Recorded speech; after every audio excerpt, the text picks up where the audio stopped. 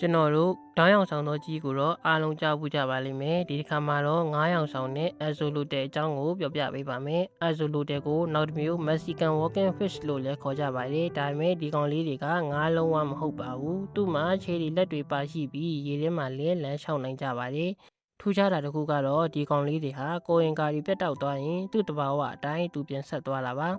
ဥမာကောက်ပေါက်ခြင်းစနစ်ဖြင့်မွေးဖွားကြပြီးသူ့ရဲ့အစာကတော့မွေးကစားငါးကလေးတွေနဲ့တခြားသောအင်းဆက်အကောင်ပေါက်လေးတွေကိုသာစားကြပါတယ်။ဒီကောင်လေးတွေဟာရေချိုမာတာနေပြီးတဘာဝအတိုင်းဖြစ်ပေါ်နေတဲ့ရေကန်မြစ်ချောင်းတွေမှာနေရင်တော့သူ့ရဲ့တက်တန်းကအလိုဆုံး6နှစ်ထိသာရှည်ကြပါတယ်။ဒါပေမဲ့ခရုတက်ဆိုင်မွေးမယ်ဆိုရင်အသက်15နှစ်ထိကိုနေနိုင်ကြပါတယ်ဒီလိုဖြစ်ရတဲ့အကြောင်းကတော့မြေချောင်းအင်းအိမ်တွေဟာလူတွေရဲ့စွန့်ပစ်ပစ္စည်းတွေကြောင့်ညဉ့်ညမ်းပြီး